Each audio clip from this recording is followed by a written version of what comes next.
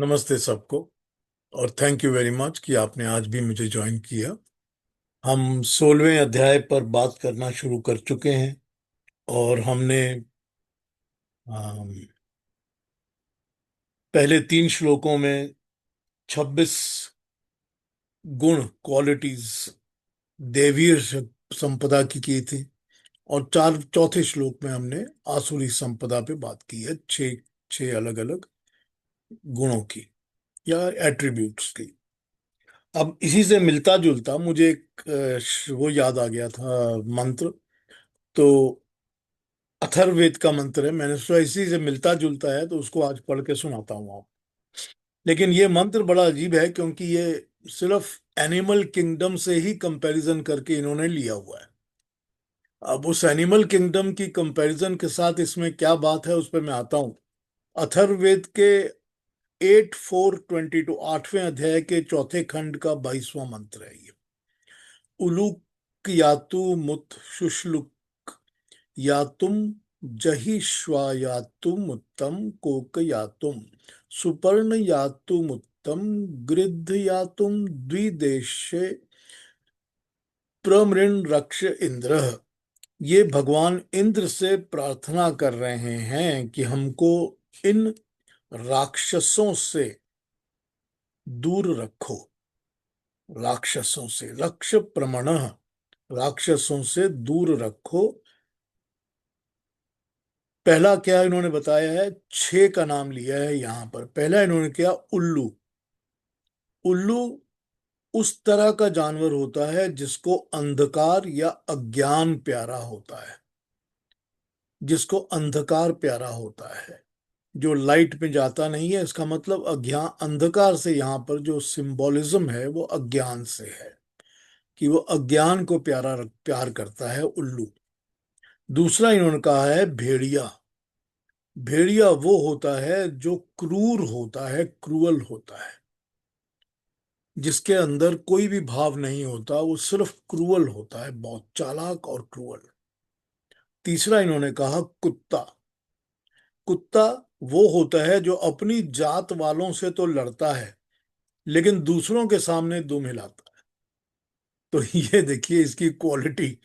ठीक है, कि वो अपनी जात के लोगों से तो लड़ता है, उन पर भौंकता है, और दूसरों पर वो दुम हिलाता है। तो 3 जानवर यहां हो गए। चौथा इन्होंने बताया है चिड़िया का सा व्यवहार। चिड़िया, चिड़िया का इन्होंने कहा है कि वो कामातुर होती है। कामातुर का मतलब हुआ कि वो सेक्स के पीछे पागल रहती है। इसलिए हम देखते हैं कि चिड़े जो होते हैं वो ब्रांच पे बैठ के छलांग लगाते रहते हैं, कॉन्स्टेंटली जंप करते रहते हैं, ताकि चिड़िया की अटेंशन मिले और उसकी तरफ हम जा सकें, कॉन्स्टेंटली लगे रहते हैं। तो ये चिड़िया का सा व्यवहार वो होते हैं जिनके अंदर काम भावना बहुत ज्यादा होती है। अगला इन्होंने बताया है गरुड़। गरुड़ का व्यवहार मतलब गरुड़ के अंदर अभिमान बहुत होता है, बहुत अभिमानी होता है। तो अभिमान के साथ इन्होंने गरुड़ का कर दिया। अगला इन्होंने कहा है गिद्ध। गिद्ध के साथ इन्होंने बताया है कि वो होता है जो दूसरों के पदार्थों पर लोभ करता है। उसको हमेशा दूसरे की चीज के ऊपर लालच और लोभ रहता है, और उस लोभ के कारण ही वो नोचता है, छीनता है, काटता है। तो यहाँ ये 6 का व्यवहार इन्होंने कंपेयर किया है, जिसके अंदर उन्होंने कहा है कि अज्ञान, क्रूरता, पारस्परिक विद्वेष मतलब एक दूसरे के साथ विद्वेष, काम की बहुत ज्यादा भावना, अभिमान और लोभ। हे परमात्मा, हमको इन सब राक्षसों से दूर रखो। तो यहाँ पर हम अभी तक तो देखते आ रहे थे, जो हमने असुरों की 6 गुण देखे थे। मुझे सडनली ध्यान आ गया कि मैंने एक बार ये पढ़ा था किसी मंत्र के अंदर, अथर्ववेद के मंत्र का याद आ गया। तो मैंने कहा इसको एक बार कंपेयर करके पढ़ के देखते हैं। अब देखिए यहाँ पर मंत्र में जो कंपैरिजन दिया गया है, ठीक, मंत्र में कंपैरिजन दिया गया है। मंत्र के कंपैरिजन का ये मतलब तो नहीं है कि मुझको कुत्ते से और भेड़िए से और गिद्ध से दूर करो। ये तो नहीं है ना। मंत्र का जो अर्थ है वो ये है कि इन क्वालिटीज के साथ मुझको दूर रखो। सबसे पहला मतलब तो यही है ना कि इनकी जो ये क्वालिटीज जो हैं इस तरह की, इनसे मुझको दूर करो। उनको आइडेंटिफाई करने के लिए एक सिंबॉलिक फिगर यूज कर ली गई है कि देखो एग्जाम्पल के लिए ये ऐसा होता है। अब ये समझने के लिए बताया गया है कि जो कुत्ता होता है वो अपनी जात वालों पर तो भौंकता है, मगर दूसरों के सामने दुम मिलाता है। तो ये एक चीज सिंबॉलिक बता दी गई है। ये तो कहा नहीं कि आप कुत्ते से दूर रहो, इसकी उस गुण से, उस क्वालिटी से अपने आप को दूर करो। प्रार्थना तो यही है ना। तो यहाँ यही मतलब बैठता है कि हमको परमात्मा इन सारे अवगुणों से, इन सारी बैड क्वालिटी से, एट्रीब्यूट से दूर करो। सिंबॉलिकली हमने इसको आइडेंटिफाई कर लिया किसी एनिमल के साथ ताकि हमको समझ में आ सके, क्योंकि वो एनिमल के अंदर हमको ये चीज दिखती है ना। जब ये चीज दिखती है तो समझ आ जाती है कि हाँ भाई ये तो है उसके अंदर गुण, ये उसकी क्वालिटी ऐसी ही होती है। तो हमको इस चीजों से दूर रखो। अब ये गुण जो होते हैं, अब हमने यहाँ पर छह, इसमें से कुछ तो आसुरी संपदा में आ ही गए हैं। आसुरी संपदा जो हमने छह गुण गिनाए थे उसमें भी आ गए हैं कुछ इसमें से। लेकिन वहां पर प्रॉब्लम ये होती है कि अब हमको ये पता है कि ये गुण जो हैं हम तो आसपास के लोगों में भी इसको आइडेंटिफाई कर सकते हैं। हमको दिख जाते हैं ऐसे लोग, देखो उसके अंदर ठीक ये गुण है, उसके अंदर ये वाला गुण है। अब किसी के अंदर आप कहोगे गरुड़ वाला है, किसी में गिद्ध वाला है, किसी में कहोगे भेड़िए वाला है, या किसी में कुत्ते वाला। ये गुण वाले लोग, इंसान, मनुष्य हमको अपने आसपास हमेशा दिखते रहते हैं,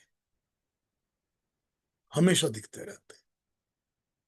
तो जब आप इस चीज को आइडेंटिफाई करते हो तो आपको पता होता है कि हमको तो इस गुणों से दूर रखना ही है, लेकिन ऐसे गुण वालों से भी बच के रहिए, उनसे दूरी मेंटेन करिए, ताकि कहीं ऐसा नहीं हो कि वो जो थोड़ी सी कालक है, वो कालक मुझको भी लग जाए।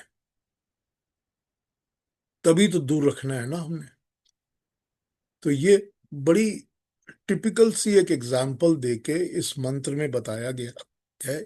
और मंत्र में जो एग्जाम्पल दिए गए हैं वो इतने टिपिकल हैं कि ये जो जो इस जाति में, योनि में पैदा होते हैं, उनमें ये गुण होते ही हैं। यही होता है ना।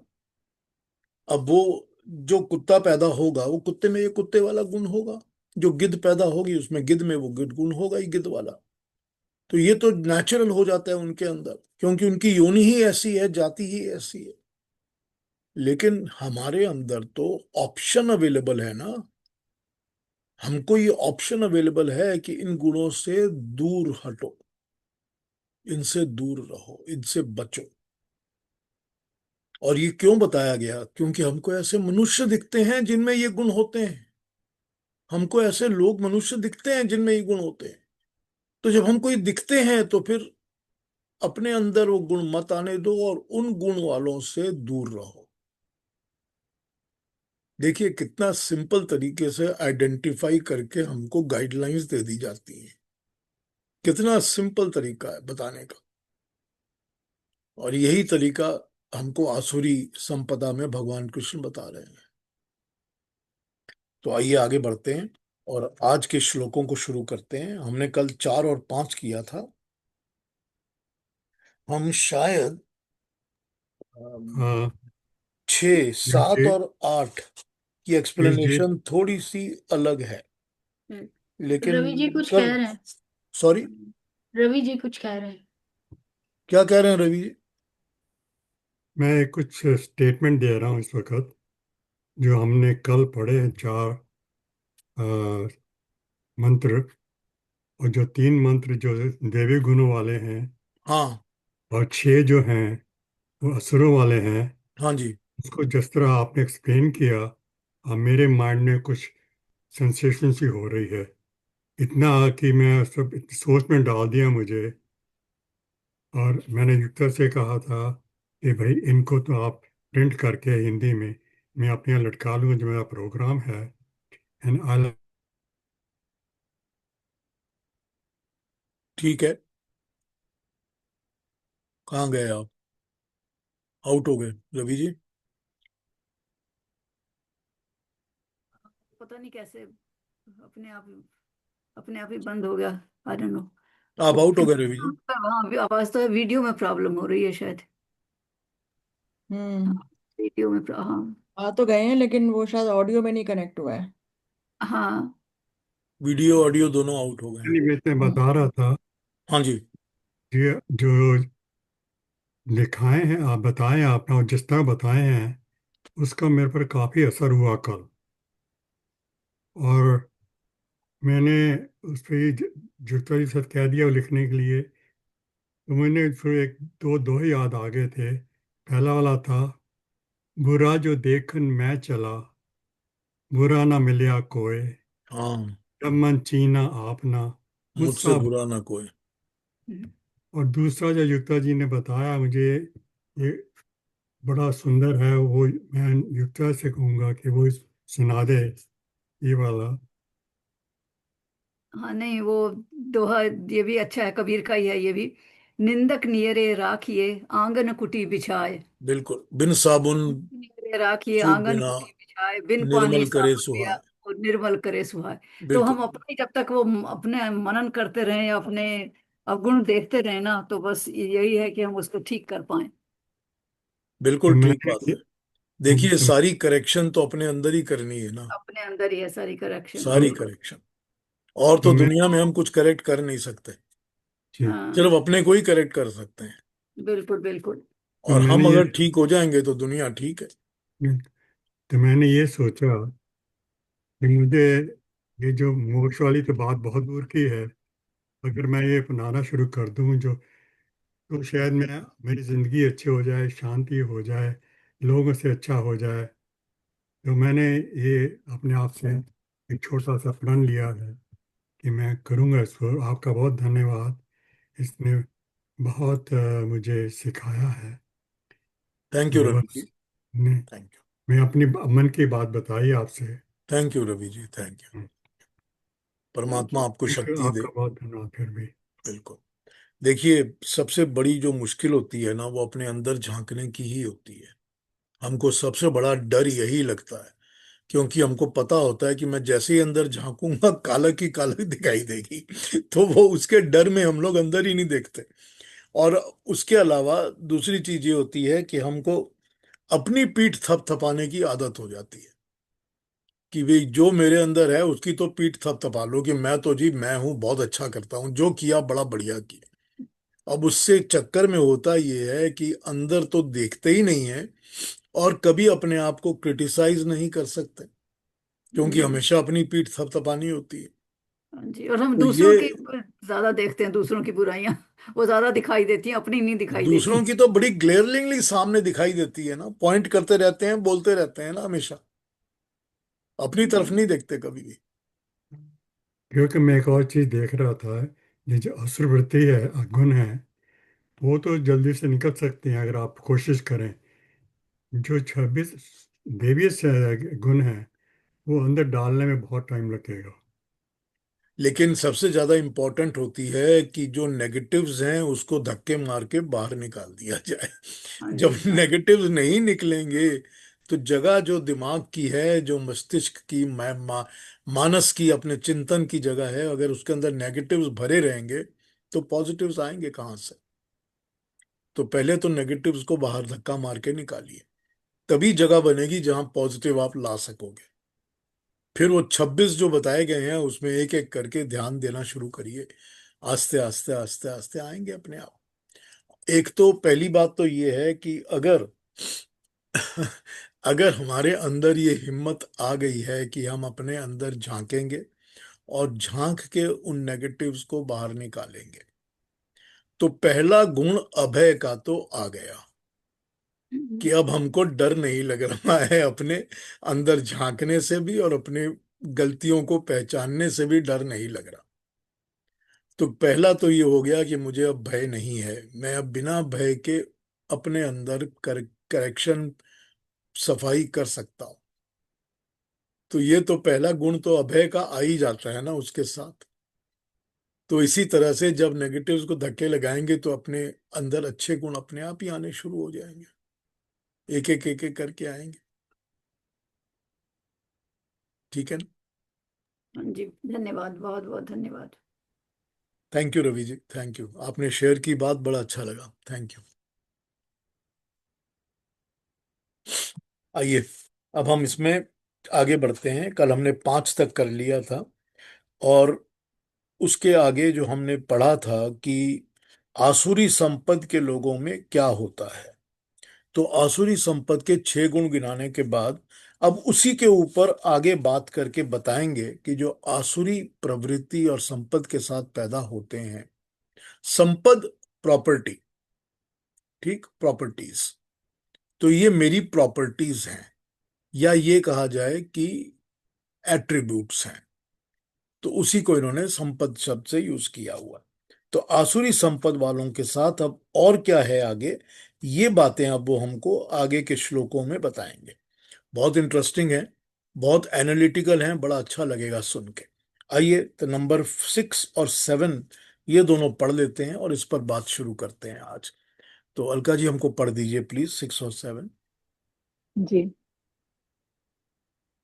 द्वौ भूत्सर्गो लोकस्मिन् दैव आसुरेव च दैवो विस्तरश प्रोक्त आसुरं पार्थ मे शृणु प्रवृत्ति च निवृत्ति च जना न विदुरासुरा नाशोचं नापि चाचार ना सत्यं तेषु विद्यते। Thank you Alka ji, thank you very much. ये देखिए 6 हमको ये बता रहा है कि इस संसार में 2 प्रकार के प्राणियों की सृष्टि होती है।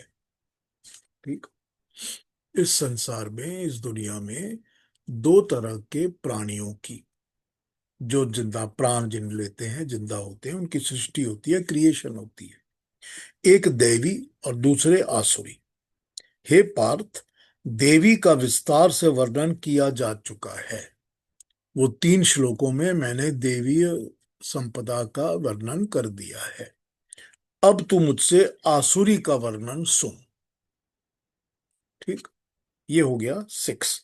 7 में वो बता रहे हैं हमको कि आसुरी प्रकृति के लोग ना ये जानते हैं कि क्या करना चाहिए, और ना ये जानते हैं कि क्या नहीं करना चाहिए।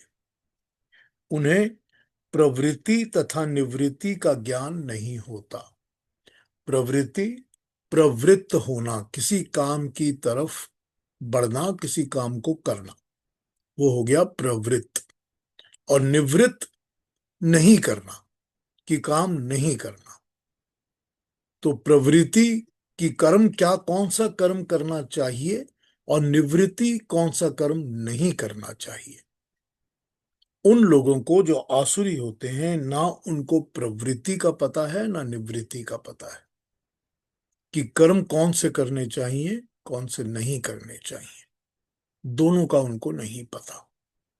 इसके अलावा उनमें न पवित्रता पाई जाती है, प्योरिटी, पवित्रता, न सदाचार पाया जाता है। ठीक, शौच पवित्रता, आचार शिष्टाचार सदाचार भी नहीं पाया जाता, और न सत्य पाया जाता है, ट्रुथ। अब 3 गुण उन्होंने और बता दिया आपको। ये 3 गुण जो किसी में नहीं होते, उन लोगों में नहीं होते जिनमें आसुरी संपदा होती है। 6 उन्होंने आपको पहले बता दिए थे कि उनके अंदर ये 6 पॉइंट्स होते हैं, एट्रीब्यूट्स होते हैं। अब बता रहे हैं कि ये 3 गुण उनमें नहीं होते। इसके अलावा ये 2 भी बता दिए कि उनको प्रवृत्ति निवृत्ति का ज्ञान भी नहीं होता, कि कौन सा कर्म करना चाहिए और कौन सा कर्म नहीं करना चाहिए, इसका ज्ञान भी उनको नहीं होता, जो इस आसुरी संपदा के साथ पैदा होते हैं। मतलब पैदा होते ही मनुष्य के अंदर या देवीय या आसुरी संपदा आ जाती है, या होती है उसके अंदर। और उसको जब जन्म आता है तब उसको ना प्रवृत्ति पता है ना निवृत्ति का ज्ञान है। इसके अलावा पवित्रता, सदाचार और सत्य।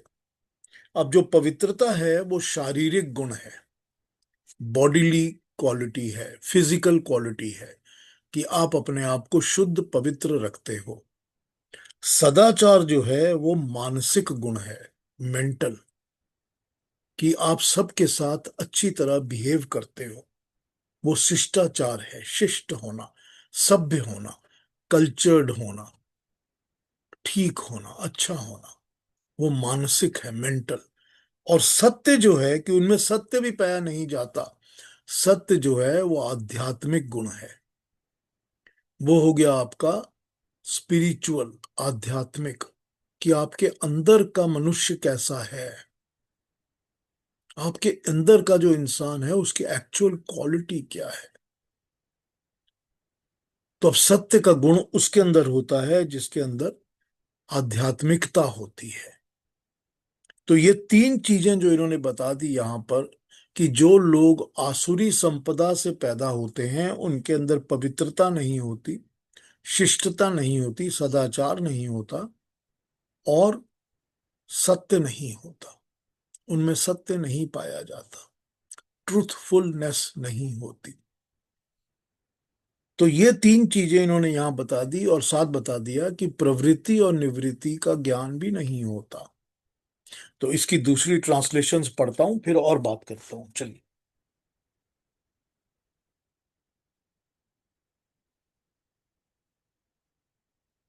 नंबर 6 है, अर्जुन, इस लोक में भूतों के स्वभाव दो प्रकार के होते हैं। भूत जो क्रिएट होते हैं, वो भूत सृष्टि।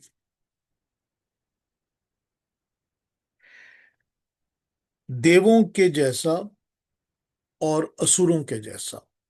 जब हृदय में देवी संपद कार्य रूप ले लेती है तो मनुष्य ही देवता है, और आसुरी संपद का बाहुल्य हो जाए तो मनुष्य ही असुर है।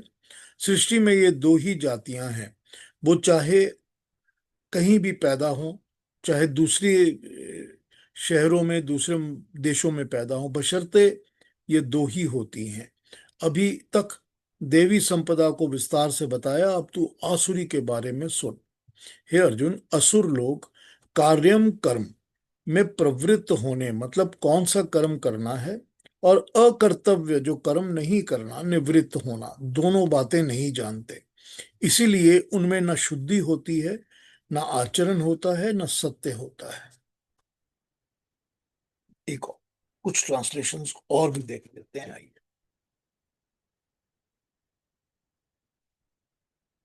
6 और 7। इस सृष्टि में देवी और आसुरी दो सृष्टियां हैं। हे पार्थ, देवी सृष्टि का मैंने विस्तार से वर्णन किया है, अब आसुरी के बारे में भी तुम मुझसे सुन। आसुर लोग कब किस प्रकार का किस कर्म में किस अंश तक प्रवृत्त होना चाहिए और कब किस कर्म को नहीं करना चाहिए, निवृत्त होना चाहिए, ये वो नहीं जानते। उनमें न सत्य होता है, न सफाई होती है, न आचार व्यवहार होता है। इनके नियमों से वो वंचित होते हैं। दो इंग्लिश में देख लेता हूँ, 6 and 7। There are two types of men in this world. The one possessing the divine nature and the other one possessing demonic dispositions. Of these types, possessing divine, I have spoken to you earlier. Now listen to the ones that are demonic in disposition. Men possessing a demonic disposition know not what is right activity or what is not right abstinence from activity. Hence, they possess neither purity, external or internal, nor good conduct, and not even truthfulness. See the translation.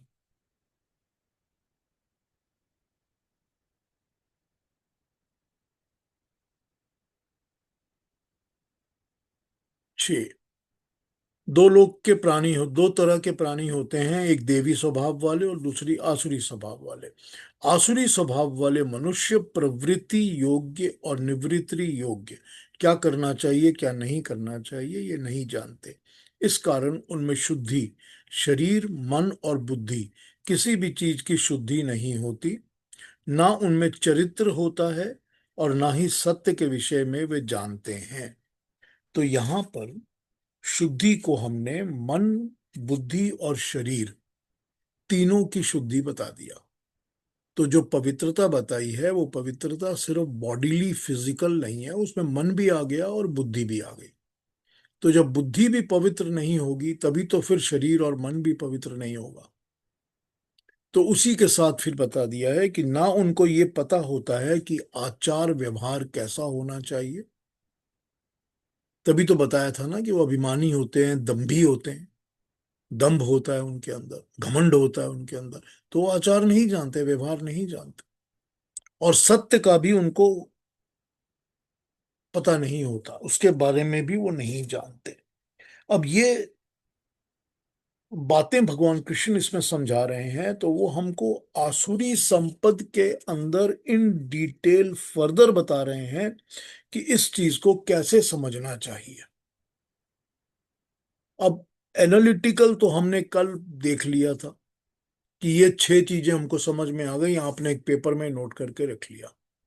लेकिन अब ये 6 जो अवगुण हैं, बुराइयां हैं, उनको समझने के लिए कि वो अवगुण या बुराइयां किस तरह से मनुष्य के अंदर आती हैं या अपने साथ क्या लेके आती हैं, अब वो एनालिसिस जब हम करेंगे तब हमको पता चलेगा कि हम क्या ऐसी पोजीशन में होते हैं जब हमको नहीं पता चलता कि हमको करना क्या चाहिए और नहीं करना क्या चाहिए, कि हम कब प्रवृत्ति और निवृत्ति के बीच में कंफ्यूज्ड रहते हैं। तो कंफ्यूज रहते हैं तो हमारे अंदर वो आसुरी संपदा है। और फिर क्या हमारे अंदर शुद्धता, पवित्रता, और फिर अदा सदाचार, शिष्टाचार, प्रॉपर बिहेवियर, इसकी कमी है। और लास्ट में तो फिर सत्य बहुत दूर आ जाता है। सत्य का तो पता करना ही बड़ा मुश्किल होता है। जब तक हम उस स्टेज पे नहीं आएंगे, हम अपने अंदर के आध्यात्मिक सत्य को तो पहचान ही नहीं पाएंगे। बहुत ही मुश्किल हो जाता है, क्योंकि ये तो बड़ा वेग नजर आता है, बहुत वेग। इसकी कोई कॉन्क्रीट शेप एंड साइज तो है नहीं। सदाचार का तो फिर भी है, आप कहेंगे प्रॉपर बिहेवियर नहीं करता इंसान, इसको बात करनी नहीं आती, इसको बिहेव करना नहीं आता। वो तो दिख जाएगा, समझ में आ जाएगा। शुद्धता भी दिख जाएगी, समझ में आ जाएगी कि मनुष्य जो है वो पवित्र नहीं है, वो शुद्ध नहीं है, ये भी दिख जाता है, समझ में आ जाता है। लेकिन सत्य तक पहुंचना बहुत कठिन हो जाता है कि मनुष्य के अंदर आध्यात्मिक अपने अंदर का सत्य है कि नहीं है। जब तक ये सारी चीजों को हम नहीं इन्वेस्टिगेट करेंगे या अपने अंदर नहीं इनको ढूंढेंगे या ढूंढ कर इनकी करेक्शंस नहीं करेंगे, तब तक हम सत्य तक पहुंच ही नहीं सकते। तो ये एट्रीब्यूट्स उन्होंने बताए हैं आसुरी संपद के, कि आसुरी संपद तो बता दी तुम्हारे को कि 6 गुण हैं उसके, लेकिन उसको समझना कैसे है, उसको पकड़ा कैसे जाए, कि उसको कैसे पकड़ के उसके साथ हैंडल क्या किया जाए। कि अपने अंदर देखो, और फिर जो दुनिया जहान में हमको लोग मिलते हैं उनमें देखो। सारी सारी सृष्टि में, सारी क्रिएशन में हमको रोज कोई ना कोई मिल जाते हैं लोग। तो जितने लोग मिलते हैं उनमें देखो कि कितनी आसुरी संपद वाले ऐसे लोग हैं जो कर्म, जो करना चाहिए कर्म वो नहीं करते, और जो नहीं करना चाहिए वो करते हैं। कितनी कितनी लंबी लिस्ट हमारे सामने लोगों की तैयार हो जाती है ऐसी, जो हमेशा यही करते हैं जो उनको नहीं करना चाहिए, और जो करना चाहिए वो करते नहीं। बड़े से बड़े पहुंचे हुए लोग, आइडियल्स हमारी कम्युनिटी के अंदर, हमारे सोशल सर्कल के अंदर, हमारे मुल्क देश के अंदर कितने मिल जाएंगे इस तरह के लोग। और फिर इस तरह के लोग जिनके अंदर पवित्रता नहीं है, जिनके अंदर मानसिक, विचारिक और शारीरिक, मेंटल, इंटेलेक्चुअल, थॉट, थॉट की और फिजिकल पवित्रता नहीं है। और फिर जिनके अंदर सदाचार नहीं है, उनको बिहेवियर नहीं है, शिष्टाचार नहीं है, कर्टसी नहीं है उनके अंदर, प्रॉपर तरीका नहीं है उनका लोगों से मिलने का, बात करने का, क्योंकि घमंडी हैं, दंभी हैं। और उसके बाद तो बहुत दूर है सत्य का ढूंढना कि किसी के अंदर सत्य है कि नहीं है, वो तो बहुत दूर है। लेकिन वो ढूंढना तो पड़ेगा, वो ढूंढना पड़ेगा। बिकॉज फाइनली जब ये सारी चीजें हमको दिख जाएंगी तभी हमको पता चलेगा कि अंदर सत्य है या नहीं है। क्योंकि रिजेक्शन पॉइंट्स तो पहले से ही शुरू हो जाएंगे, या पहले से ही रिजेक्ट होना शुरू हो जाएगा कि उसमें अंदर प्रवृत्ति निवृत्ति दोनों ही नहीं है। तो पहले ही रिजेक्ट हो गया, आगे बढ़ने की जरूरत ही नहीं है, फिर आगे सत्य को ढूंढने की जरूरत ही नहीं है। पता है नहीं होगा, पता है कि नहीं होगा। और वही अपना हाल, उसी तरह से हम अपने आप को असेस करेंगे कि मेरे में ये है कि नहीं है। क्या मैं इस दोराहे पे खड़ा रहता हूं कि मुझे करना चाहिए कि नहीं करना चाहिए? क्या मैं कर्म करने वाले कर्मों को, जो मुझे करने चाहिए, वो कर्मों को नहीं करता? जो भी बहाना बनाता हूं, I can make what ever excuse, इसके लिए उसके लिए, यहाँ उसको रिस्पॉन्सिबल है, ये रिस्पॉन्सिबल है।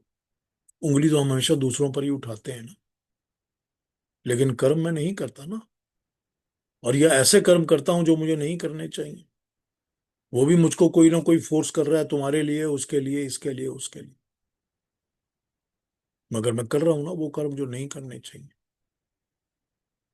अब जब कर्म नहीं करने और कर्म करने, ये वाली बात जहां आ जाती है, वहीं पर तो मानसिक शुद्धता पहले ही पता चल जाती है ना, कि मेंटल प्यूरिटी नहीं है, इंटेलेक्चुअल प्यूरिटी नहीं है। तभी तो मैं ना कर्म करने वाले कर्म कर रहा हूं।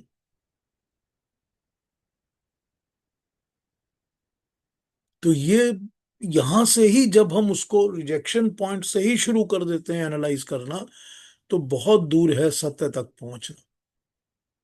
और वो आध्यात्मिक सत्य जो होता है ना, वो अपने अंदर का ही होता है।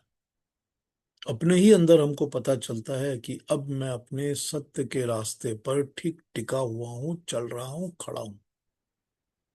अब मैं इस पर से हिल नहीं रहा। ये अपने अंदर का कैरेक्टर अपने आप को समझ में आता है। इसके लिए किसी और के सर्टिफिकेट की जरूरत नहीं होती। इसके लिए कोई नहीं आपको पीठ थपथपा के कहता कि हाँ हाँ तुम्हारे अंदर का सत्य है। ये हमको अपना ही पता चलता है।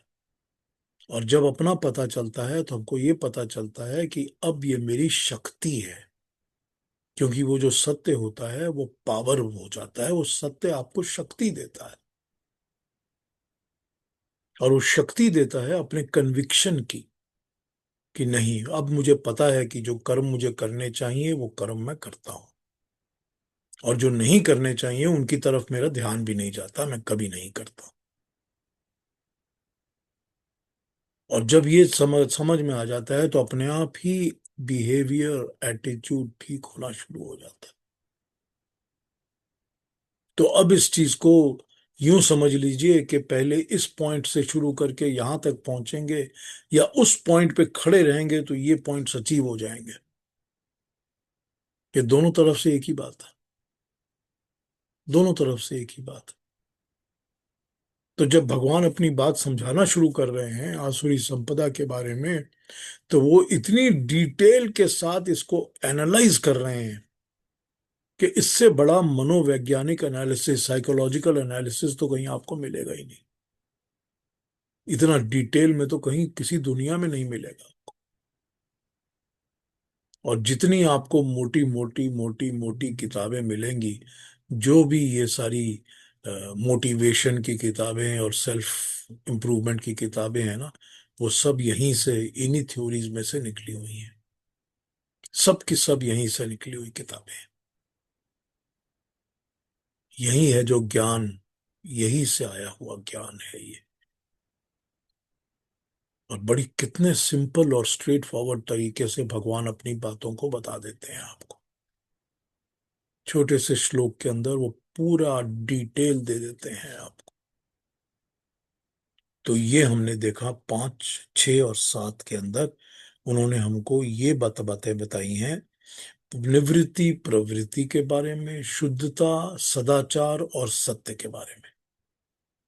ये हमको उन्होंने पॉइंट्स दे दिए हैं समझने के लिए कि आसुरी संपदा में क्या होता है, ताकि हम उस चीजों को अवॉइड करें, अपने अंदर इनकलकेट करके, और दूसरों के अंदर देखकर समझ सकें कि ये कैसी संपदा का मनुष्य है, कि ये असुर है या देवी मनुष्य है। और सत्य तो मेरा अपना ही है। वो तो जब मैं अपने अंदर आध्यात्मिक सत्य को अपने अंदर ही जागरण करूंगा तभी वो होगा। वो तो मेरे ही अंदर है। एक श्लोक और पढ़ते हैं, 8 नंबर, और उसके ऊपर बात करके फिर आगे बढ़ता हूं। पहले सिर्फ 8 पढ़ते हैं, ठीक है ना? तो अलका जी 8 का हमको पढ़ दीजिए प्लीज, उस पे बात जी करता हूँ, फिर 9 वगैरह बाद में करेंगे। आइए। जी।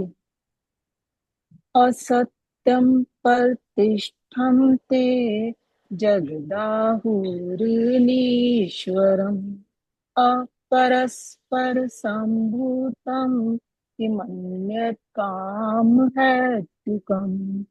हाँ शाबाश, thank you very much, thank you. 8 number कहता है, वे कहते हैं कि ये जगत असत्य है। जो आसुरी संपदा वाले लोग होते हैं वो कहते हैं कि ये जगत जो है ये असत्य है, इसका कोई आधार नहीं है, इसमें कोई ईश्वर नहीं है। यह परस्पर संभूत, यानी समाज में व्यक्तियों के परस्पर मिलने जुलने से नहीं बना, कामना से ही, सामाजिक सहयोग की भावना से नहीं, बल्कि वैयक्तिक स्वार्थमयी कामना की पूर्ति के लिए ही बना है। ये काम हेतुक है, इसके सिवाय इस संसार के बनने का कोई दूसरा हेतु नहीं है।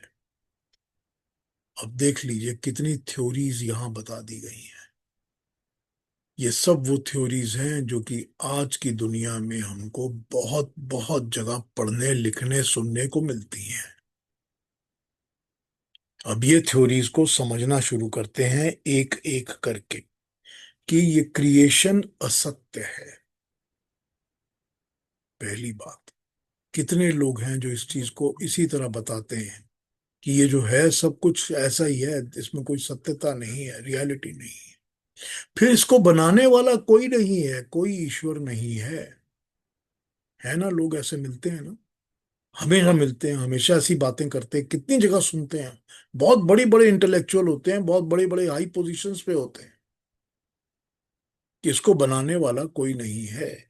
और ये जो कुछ है ये हमारे पर्सनल काम के लिए ही, इंजॉयमेंट के लिए ही बना है। खाओ पियो मौज करो, ठीक? ये सिर्फ हमारी पर्सनल एंजॉयमेंट के लिए ही बना है, इसमें सामाजिक सहयोग की भावना नहीं है, सोशल इंटरेक्शंस एंड कोऑपरेशन की भावना नहीं है। इसमें सिर्फ काम है, मतलब मेरा पर्सनल इंटरेस्ट मेरे ही लिए जो है वो बना है। अब इस पर मैं नोट्स पढ़ता हूं आपको समझाने के लिए, लेकिन उसके पहले दूसरी ट्रांसलेशंस पढ़ लेता हूं, फिर नोट्स पे आता हूं। 8 नंबर के, वे लोग इस सारी जगत को असत्य और अप्रतिष्ठित बताते हैं, इसका कोई ईश्वर नहीं है, ईश्वर की सत्ता को वो नहीं मानते। वो यहां तक कहते हैं कि जगत परस्पर संयोग से भी उत्पन्न नहीं हुआ, फिर कामजन्य ही है, ये वो मानते हैं। कामजन्य, कामनाओं से जन्म लेने वाला, कामजन्य। 8, आसुरी प्रकृति वाले मनुष्य कहते हैं कि जगत आश्रय रहित है, सर्वथा झूठा है, बिना ईश्वर के है, अपने आप स्त्री पुरुष के संयोग से ही उत्पन्न हुआ है, इसीलिए केवल भोग और भोग करने के सिवाय यहाँ कुछ नहीं है। Eat drink and B Mary. और Men of demonic disposition say this world is without any foundation, absolutely unreal and godless, brought forth by mutual union of the male and female, and hence conceived in lust. There is nothing else. Male और female species की union से ही सब कुछ हुआ है, और ये लस्ट के लिए ही है, और कुछ नहीं है इसमें। 8 नंबर यहां पढ़ता हूं क्या कहते हैं। ये कहते हैं कि जगत आश्रय रहित असत्य बिना ईश्वर, इसको बनाने वाला कोई नहीं है, अपने आप ही बिना संयोग के उत्पन्न हुआ है, इसीलिए इसका प्रयोजन, इसका पर्पस भोग विलास के सिवाय और कुछ नहीं है। अब मैं इसके नोट्स पढ़ता हूं, आपको पढ़ के सुनाता हूं कि एक्सप्लेनेशन क्या कही गई है, फिर इजी हो जाएगा। इस श्लोक में 4 वाकों को आसुरी प्रकृति का मानकर उनके मन का प्रतिपादन किया गया है। आजकल के भौतिकवादी भी इसी श्रेणी में आ जाते हैं। गीता के समय में सांख्यवादी तथा वेदांती अध्यात्मवाद को मानने वाले लोग थे। 4 वाक भौतिकवाद को मानने वाले थे। 4 वाक, 4 वाक उस ग्रुप को कहते हैं जो कि ईश्वर की सत्ता को नहीं मानते, या जिसको हम आज की दुनिया में लेफ्टिस्ट कहते हैं। वो 4 वाक उनको कहा जाता है। एक 4 वाक ऋषि हो चुके हैं, उस 4 वाक ऋषि के नाम पर ही ये 4 वाक के बिलीफ वाले लोगों का नाम पड़ा है। तो 4 वाक लोग वो होते हैं जो भौतिकवादी होते हैं, यानी कि फिजिकल ही सब कुछ है, ये मानते हैं। वेदांती कहते थे कि सत्य सत्यम सत्य, सत्य का भी सत्य है, वही सत्य का सत्य जगत का आधार है, जगत की प्रतिष्ठा है। ब्रह्म पुच्छम प्रतिष्ठा, वही ईश्वर है। संयोग से एक दूसरे की सहायता करने से सृष्टि चलती है और चली रहती है। इन्हें गीता ने दैवी संपद वाला कहा है। 4 वाक कहते थे कि तुम कहते हो सृष्टि सत्य पे चलती है, ये गलत है, ये असत्य से चल रही है। तुम कहते हो सृष्टि का आधार ब्रह्म है, ये भी गलत है, सृष्टि अपने आप ही चल रही है बिना किसी आधार के। तुम कहते हो ईश्वर चला रहा है, ये भी गलत है, यहाँ कोई ईश्वर नहीं है। तुम कहते हो सृष्टि का क्रम परस्पर सहयोग से हुआ है, ये भी गलत है। सृष्टि का मूल ही काम है, तुक है, अपना अपना कामना, अपना अपना स्वार्थ, इस सृष्टि का यही मतलब है। 2 तरह के विचार आपके सामने आ गए। इसके और एक नोट को पढ़ता हूं, फिर बात करता हूं इसके। श्लोक 7 में कहा गया था कि जो आसुरी संपदा वाले होते हैं वे कर्तव्य अकर्तव्य को नहीं जानते, अर्थात बुद्धि विहीन होते हैं। बुद्धिमान मनुष्य करने योग्य और ना करने योग्य को समझ सकता है। दूसरे शब्दों में कहा जाए तो आसुरी संपदा वाले लोग कम अकल के या दुर्बल बुद्धि के होते हैं। वो आसुरी स्वभाव वालों के लिए आगे कहा जा रहा है कि सब कुछ बुद्धि की दुर्बलता का विषय ही है। बुद्धिहीन के कारण ही आगे की सब बातें बताई गई हैं। बुद्धिहीनता का एक लक्षण ये भी है कि वे इस संसार को स्वतः बिना बनाने वाले का मानते हैं, अर्थात परमात्मा को नहीं मानते। बुद्धिहीनता के कारण ही ये होता है। जिनमें बुद्धि नहीं होती वो ही ऐसा कहते हैं, परमात्मा को नहीं मानते। ईश्वर को नहीं मानना बुद्धिहीनता ही है। वो इस कारण कि प्रकृति का ही उनको ज्ञान नहीं होता। प्रकृति स्वयं गति में नहीं आती। अनात्म तत्व वाली किसी वस्तु स्वतः गति में कभी नहीं आती।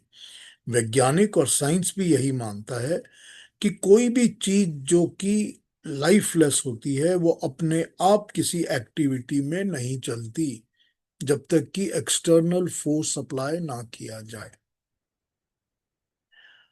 इस कारण पृथ्वी, सूर्य और अन्य तारागण जो निरंतर गति में रहते हैं उनको गति देने वाला कोई है। ये शुद्ध वैज्ञानिक तथ्य है, फैक्ट है। यही बुद्धि से भी पता चलता है। ऐसे लोगों का तीसरा लक्षण ये होता है कि ये लोग अपनी कामनाओं की पूर्ति के लिए, जो कभी नहीं होती, संसार का अहित करते हैं और महान हत्याकांडों को संपन्न करते हैं। अपने पर्सनल मोटिव, पर्सनल कामनाओं की पूर्ति के लिए ही वो संसार में सब कुछ करते हैं, और इस चक्कर में वो संसार की क्षति करते हैं, अहित करते हैं, बुराई खराब करते हैं, सब कुछ संसार में बुरा ही करते हैं। संसार का बुरा करते हैं क्योंकि उनको अपना पर्सनल हित करना है। इसी कारण वो हत्याकांडों में भी लग जाते हैं, कई कई लोगों को मरवा देते हैं, इसीलिए कि उनका अपना पर्सनल पूरा हो एम, कि मेरा ये दिल कर रहा है, इसके लिए चाहे जितने मर्जी लोग मर जाएं, मुझे उससे फर्क नहीं पड़ता। फिर वो जो कर्म करते हैं उसके मूल में अपनी कामनाओं की पूर्ति होती है। कामनाएं अग्नि में घी के समान होती हैं। जैसे जैसे कामना पूरी होती जाती है, वैसे वैसे कामनाएं और बढ़ती जाती हैं। जैसे आग में घी डालने से आग बढ़ती जाती है, कामनाएं एक पूरी होती है तो 10 पैदा होती हैं, 10 पूरी होती हैं तो 100 और पैदा हो जाती हैं। उनकी वृद्धि होती जाती है। ये बुद्धिहीन लोग उनके पीछे भागते हुए मिथ्या सिद्धांतों को ग्रहण करने लगते हैं और अपार जनसंहार की चेष्टा करते रहते हैं कि कैसे सारी दुनिया के अंदर इतने लोगों को मरवा दूं, इतनों को कष्ट दूं, इतने मेरे अंडर आ जाएं, इतने मेरे गुलाम हो जाएं। इसी चीज में लगे रहते हैं। यूरोप में नेपोलियन, मुसोलिनी, हिटलर के दृष्टांत इन आसुरी प्रवृत्ति वालों के व्यवहार का भली भांति दर्शन कराता है। ये तानाशाह विस्तारवादी प्रवृत्ति के लिए हुए विदेशों पर आक्रमण करते रहते हैं। लाखों लोगों को इन्होंने वॉर में और युद्ध में झोंक दिया। यही बात महाभारत के युद्ध में भी दिखती है। दुर्योधन के लोभ के कारण लाखों लोग मारे गए। महाभारत में कहा गया था कि अंत में दुर्योधन का नाश हुआ। यही बात नेपोलियन, मुसोलिनी, हिटलर सबके साथ यही होता है। गीता का प्रवक्ता ये कह रहा है कि ये लोग आसुरी प्रवृत्ति के लोग होते हैं। अब हमने इसको कितने डिटेल से इस थॉट को पढ़ा और इसको हमने समझा। पहला थॉट आपको ये बता रहा था कि जो चार वाक है, यानी कि जो लेफ्टिस्ट थॉट है, वो लेफ्टिस्ट थॉट ये मानता है कि ये दुनिया अपने आप बन गई है, इसमें कोई ईश्वर नहीं है, परमात्मा नहीं है, हम परमात्मा में विश्वास नहीं करते। ये जितने भी कम्युनिस्ट थॉट के, लेफ्टिस्ट थॉट के लोग होते हैं, वो ऐसे ही होते हैं, वो ऐसी ही बातें करते हैं, और हम बहुत रेगुलरली सुनते भी हैं, जानते भी हैं। यूनिवर्सिटीज के अंदर इसको पढ़ाया जाता है, प्रोपोगेट किया जाता है। ऐसी यूनिवर्सिटीज होती हैं जिनके सारे स्टूडेंट्स ही इस तरह के तैयार हो जाते हैं, क्योंकि यही पढ़ाया जाता है। ये कम्युनिस्ट थॉट ही पढ़ाया जाता है कि ईश्वर होता ही नहीं है, क्रिएशन अपने आप बनी हुई है, और ये मेरे अपने पर्सनल इंजॉयमेंट के लिए बनी हुई है। ठीक,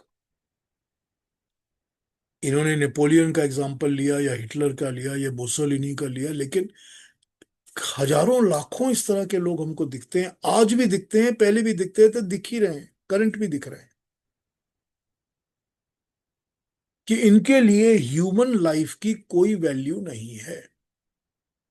कि दुर्योधन को पता था कि मैं अगर लड़ाई में, वॉर में जाऊंगा तो लाखों लोग मारे जाएंगे, लेकिन उन लाखों लोगों की जिंदगी के से ज्यादा जरूरी है कि मेरा जो अभिमान है वो बना रहे, जो मेरी कामना है वो बनी रहे। यही तो हमको दिखता है ना दुनिया में, संसार में। ये सब आसुरी प्रवृत्ति के हैं। तो ये आसुरी प्रवृत्ति का जन्म जन्म कहां से हो रहा है? इस आसुरी प्रवृत्ति का जन्म ही यहां से हो रहा है कि वो संसार को बनाने वाले को नहीं मानते। जब ईश्वर की सत्ता में, परमात्मा की सत्ता में विश्वास नहीं होगा, तो फिर विश्वास जो है वो गलत जगह जाकर ही टिकेगा। फिर वो आसुरी ही होगा, क्योंकि ईश्वर की बनाई चीजें ही तो दिव्य हैं, वही तो दैवीय है, वही तो देवता है।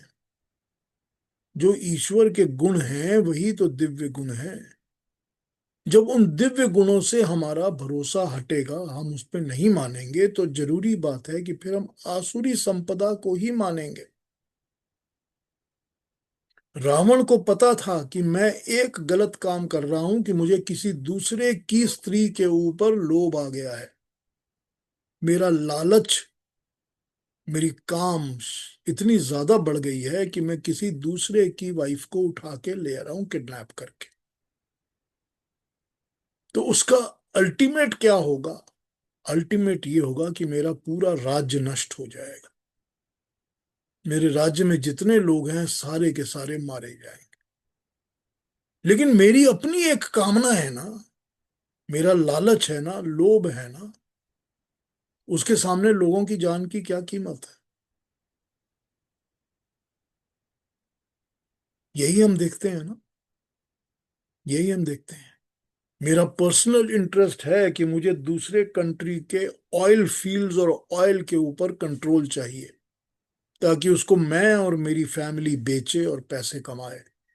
तो क्या करो? तो उस कंट्री के ऊपर अटैक कर दो, अटैक करके उसके लीडर को मरवा दो। मरवा के अब जो बचेगा उसके साथ ये कॉन्ट्रैक्ट कर लो कि हर ऑयल पे मैं पैसे बनाऊंगा। दिखता है ना आज भी, दिखता है ना आज भी। यह मैंने कह दिया, मेरी पोजीशन इतनी इंपॉर्टेंट हो गई है कि मैं तो अब इस एक ग्रुप का, एक मठ का, एक रिलीजियस फैक्टर का बॉस हो गया हूं। तो मेरा काम क्या है कि ये 100 आदमियों को बोलो तुम यहां जाके इसको मारो, उसको मारो, यूं मर जाओ, तुम भी लग जाओ। क्यों? क्योंकि मैं, हो गई ना वही बात। कितना रेगुलरली हमको दिखता है ना ये सब कुछ। और फिर ये लोग अपनी पीठ भी थपथपाते हैं और बहाना भी दिखाते हैं कि हम तो परमात्मा को मानने वाले हैं, ईश्वर को मानने वाले हैं, प्रभु को मानने वाले लोग हैं। कहाँ से मानने वाले हो भाई? कहाँ से मानने वाले? तो ये दिखावा, ढकोसला, ये सारा कुछ आसुरी संपदा है। अब यहां पर हमने ये डिवीजन तो कर लिया, लेफ्टिस्ट में और दूसरों में।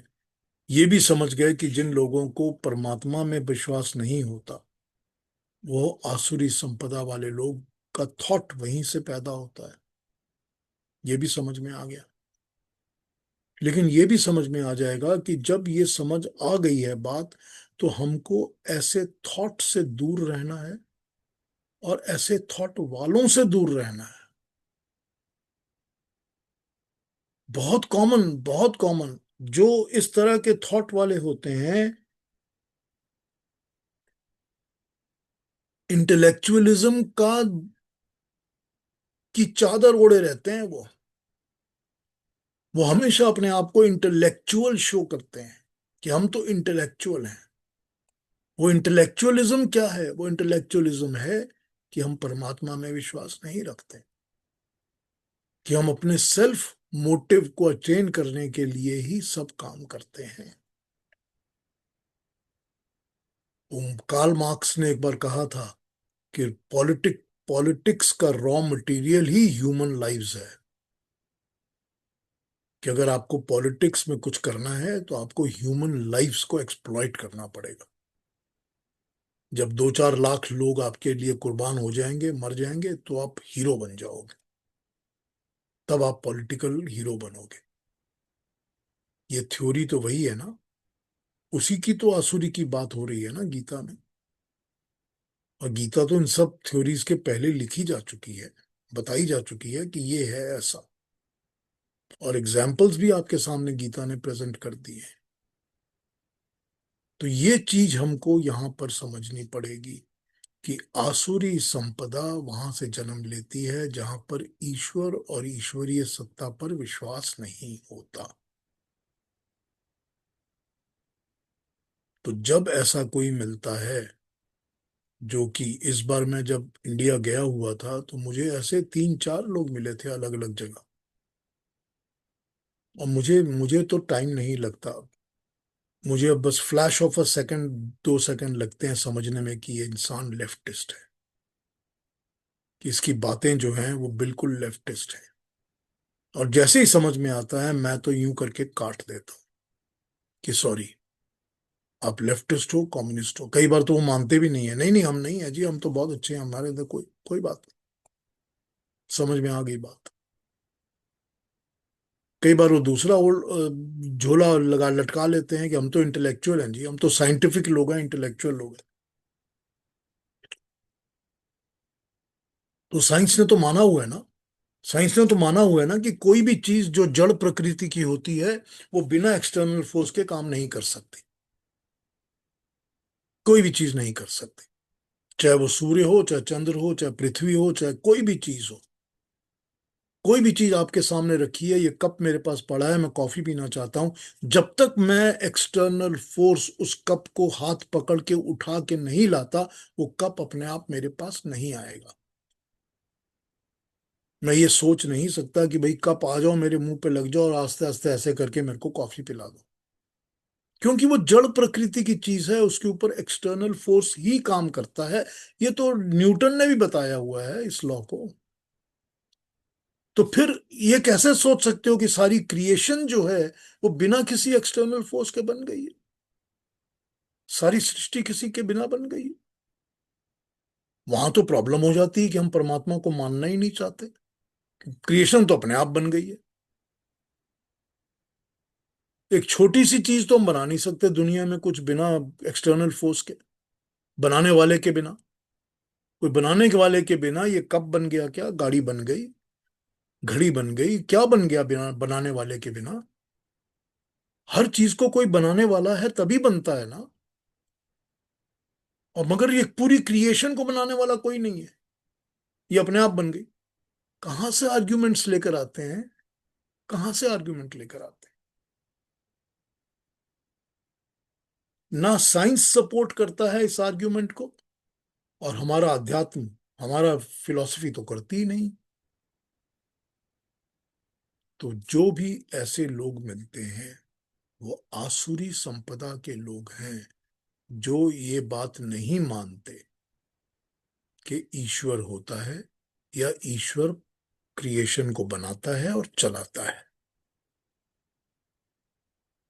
क्योंकि वही तो दिव्य शक्तियां आती हैं परमात्मा से ही।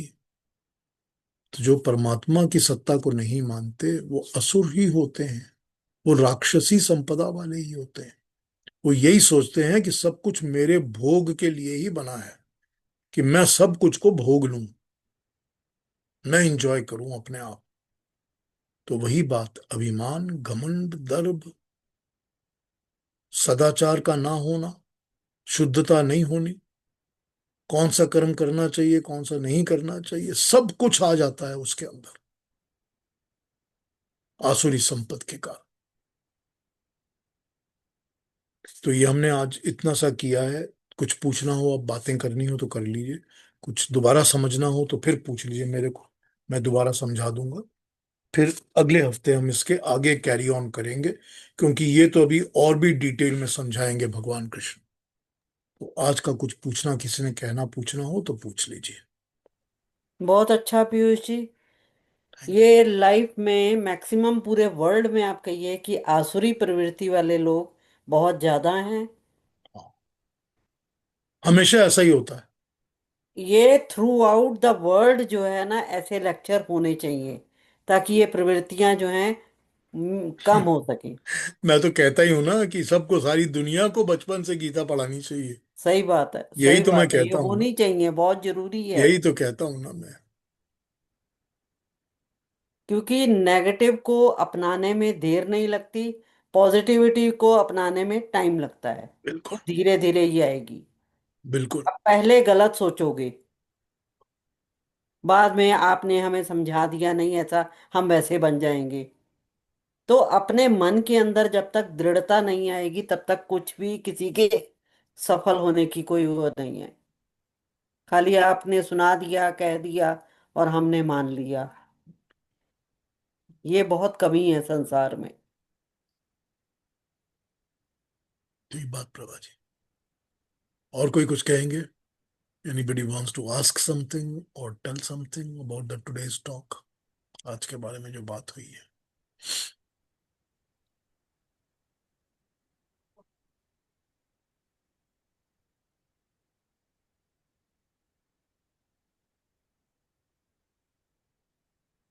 रवि जी ने बहुत अच्छा बता दिया कि मैंने अपने ऊपर जो है सोचना शुरू कर दिया और एक सुधार की तरफ आगे कदम बढ़ा लिया।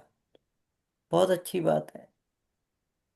आज मैं भी एक अपना पॉइंट बताती हूँ थोड़ा सा। मेरे को भी जब प्रभु के बारे में बता रहे थे तो बड़ा अच्छा लगा कि एक फिल्म का गाना था, ये कौन चित्रकार है, ये कौन चित्रकार। चित्रकार। बिल्कुल। तो उस गाने में भगवान मतलब भगवान की सारी महिमा ही गाई है उसने कि फूलों में ये रंग कहाँ से आया, ये खुशबू कहाँ से आई।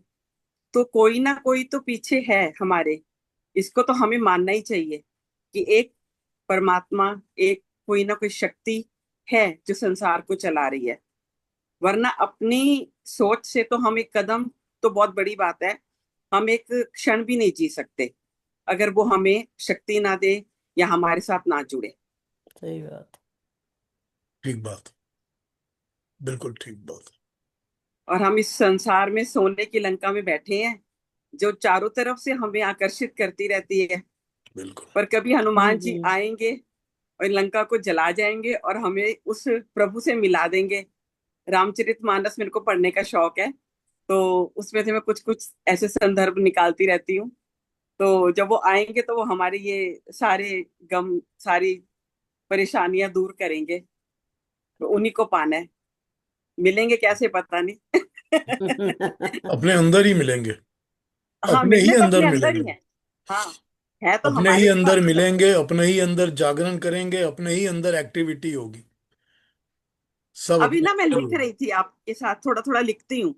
तो मेरा एक पेन हवा से उसके ऊपर बार बार बेचारा गोल गोल चलता जा रहा था क्योंकि मैं सुन रही थी। वो बहुत देर तक क्रिया में रहा। तो मैं उसको देखती रही, मेरा ध्यान बट रहा था। फिर मैं आपको सुन रही थी। धीरे करते करते वो एक बार गिर गया एंड में। तो मैंने कहा यही लक्ष्य है जीवन का। इसने काफी संघर्ष किया और अंत में अपनी मंजिल पा ली, ये नीचे आ गया और अब शांत होके बैठ गया। और मुझे लगता है हमारे जीवन का भी यही रूल होना चाहिए। ठीक। ठीक वीना जी। हाँ जी, और कोई कुछ कहेंगे? हाँ, रेनू जी, आप कुछ कहना चाह रही हैं? हाँ जी। मैं सिर्फ आपको थैंक यू कहना चाहती हूँ। क्योंकि जब से मैंने आपकी क्लास ज्वाइन की है ना, धीरे धीरे कुछ कुछ छोटे छोटे चेंजेस आ रहे हैं मुझ में और मुझे बहुत अच्छा लग रहा है। तो बस थैंक यू आपको। यही होना चाहिए ना। Thank you. हाँ, थैंक छोटा छोटा है, बहुत छोटा छोटा है, लेकिन अच्छा लगता है जब सोचती हूँ कि पहले कैसे सोचती थी, अब कैसे सोच रही हूँ। अब जब गलत थॉट आ रहा है तो रोक रही हूँ कि नहीं नहीं, मुझे उस डायरेक्शन में नहीं सोचना है। तो अच्छा लगता है सोच के, क्योंकि हमेशा आपकी बातें फिर याद आती रहती जो आपने बताया हुआ है। तो अच्छा लगता है, बहुत अच्छी फीलिंग आ रही है। मतलब इतने एक दिनों में बहुत कुछ अच्छा लग रहा है मुझे। बस ये एक ना, थैंक यू ही कहना चाहती हूँ। एक लगता है जिंदगी का बोझ उतर गया। सर एक मैं साथ साथ फ्रीडम, पीछे वाले लेसन भी पढ़ रही हूँ। एक फ्रीडम लगता है हम्म। जैसे कि इतना जकड़न पड़ी थी, वो सब फ्री हो गए उन सब चीजों से। हाँ। यही होता है। हाँ, एक लाइटनेस है, एक लाइटनेस है, दैट्स ट्रू। बिल्कुल, यही इसकी अचीवमेंट होती है और बड़ा अच्छा होता है। फिर जितना आगे बढ़ेंगे उतना ज्यादा अच्छा लगेगा। हाँ, अच्छी फीलिंग है, बहुत अच्छी, कि हम कुछ मतलब पॉजिटिव वे में अच्छा सोच रहे हैं, अच्छा करने की कोशिश कर रहे हैं। तो वो अच्छा लगता है। और छोटी छोटी चेंजेस आ रही हैं, मतलब तो अच्छा लग रहा है कि हाँ, हर चीज के पीछे अरे मैं रुक जाती हूँ, सोचती हूँ, फिर जो पहले ऐसे ही कर लेती थी अब थोड़ा सा मतलब रुक के थॉट आता है कि एक मिनट, सही कर रही हूँ या नहीं, ऐसा कर लूँ। तो वो मुझे बड़ा अच्छा लग रहा है आजकल। ठीक है। उस प्रोसेस में बड़ा अच्छा लग रहा है, बहुत अच्छी फीलिंग है। बस यही थैंक यू कहना चाहती थी आपको, क्योंकि थैंक आपके यू कारण रेनू ही जी। चेंजेस आए हैं। वरना अगर मैं ऐसे ही गीता पढ़ती कहीं ट्रांसलेशन में तो मुझे ना तो कुछ समझती और ना ही मुझ में कोई चेंज आता। वो ऐसे ही एक बस रीडिंग हो जाती थी शायद। तो thank you so much. Thank you Renu ji, implement करने के लिए बहुत बहुत थैंक यू। हम मैं सबको पीयूष जी का आभार मानना चाहिए।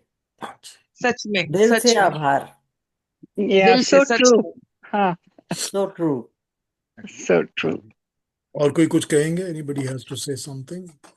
मैं आपकी पुरानी वीडियो के साथ साथ सेकंड चैप्टर पे आ गई हूँ। अच्छा, ठीक है, ठीक है, very good, very good, very good. जी हाँ Piyush ji, I Sita ji, wanted to thank yes Sita ji, हाँ I wanted to thank you कि सोचने मतलब कुछ करने के बाद तो हम लोग सोचते ही हैं, रिग्रेट भी करते हैं, कभी अच्छा भी लगता है, बट एक आदत सी हो गई है जब से आपके लेक्चर्स सुनना शुरू किया हमने, कि कुछ करने से पहले सोचते हैं, which prevents a lot of problems. So introspection जितना होते रहता है, जितना एनालाइज करते हैं अपने आप को, तो हमेशा एक एक कमी इम्प्रूवमेंट के स्कोप मालूम हो जाता है। I started identifying one negative, yes, this needs to be improved, this needs to be, so the big thanks to you, you can see. Thank you Sita ji. Introspection is all that we need actually, Yeah, yeah, that is what yeah. We need. And there is one element which is always which asks for improvement. So like I said, before doing something, not after doing something, correct, so Hmm. which I really am grateful to you for. Yes, that is where the mind and intellect comes in action, that it Right, should analyze it before your action before, steps. exactly That's how it वो should be. नई आदत सी शुरू हो गई है मुझ में, तो I think I have to thank you for it. अच्छी बात है, थैंक यू। चलिए अगले सैटरडे मिलें फिर, जी, नेक्स्ट सैटरडे सेम टाइम, बहुत बहुत कैरी ऑन धन्यवाद। करते हैं। Thank you very much for joining me, नमस्कार। और Thank best you, wishes to thank you everybody, very much. Take care of yourself. चलिए।